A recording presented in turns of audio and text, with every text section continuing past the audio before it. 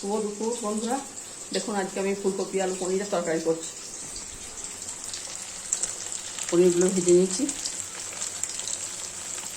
তার আগে পটল ভাজা, বাঁধাকপি, কাঁচা লঙ্কা কুচিয়ে বড়া, আমের চাটনি এগুলো করা হয়ে গেছে। ফ্রিজে পোস্ত তরকারি আছে, গরম করবো। আর পনির আলু ফুলকপি দিয়ে তরকারি করবো। তেলের মধ্যে তেজপাতা দিলাম, দারচিনি,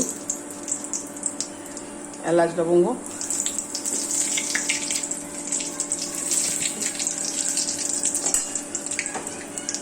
টমেটোগুলো দিয়ে দিলাম। পনিরগুলো হালকা করে ভেজে নিয়েছি, নুন হলুদ জলে দিয়ে দিচ্ছি।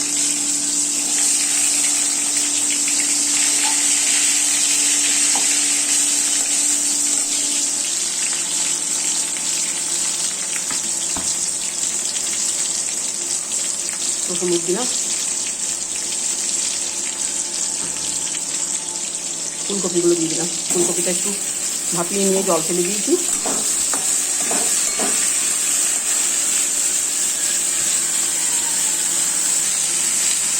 ফুলকপিটা হালকা করে একটু নুন দিয়ে দিলাম, সিদ্ধ করার সময় একটু দিয়েছি।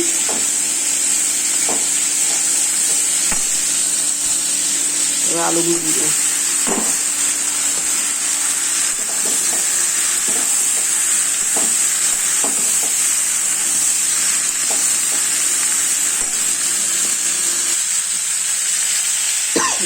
এবার জিরে, আদা, কাঁচা লঙ্কা পেস্ট করে নিয়েছি একসঙ্গে। মশলাটা দিয়ে দিলাম। বাড়ির রান্না, এবার মশলা আলাদা করে ভাজলাম না। ফুলকপি আলুটা একটু ভাজা ভাজা হয়ে গেছে, মশলাটা দিয়ে দিলাম। একটু মিষ্টি দিয়ে দিলাম। এবার মশলাটা ভাজা ভাজা হয়ে গিয়েছে, গরম জল দিয়ে দেবো।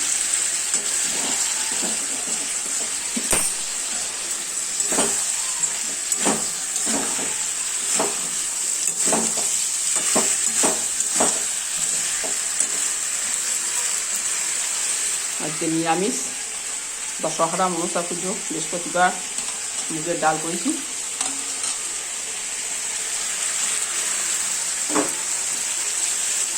গরম জল দিয়ে দিলাম।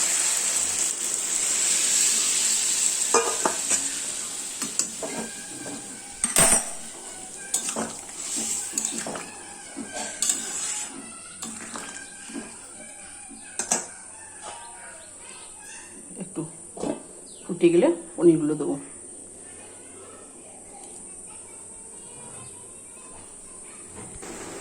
দেখুন আমাদের একবারে 20 কেজি করে মুড়ি নিয়ে আসে। আমাদের মাঠে অনেক লোক কাজ করে, তো সবাইকে খাবার দিতে হয়, ওই জন্য একসঙ্গে নিয়ে আসে। ঢপগুলো আরও 3-4টে ঢপ আছে, সব ভর্তি করে রেখে দিই, তারপরে একটু একটু করে খরচ হয়। এবার পনিরগুলো দিয়ে দিলাম।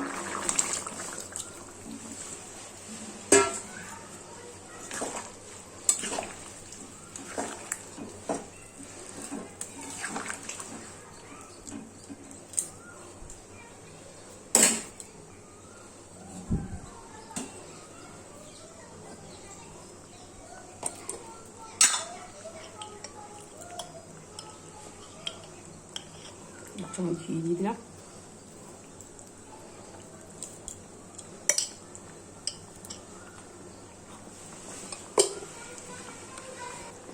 এখনো লঙ্কা গুঁড়ো দিয়ে নেই, নাতি এগুলো ঝাল লাগে, তুলে রেখে তারপর লঙ্কা গুঁড়ো দেবো।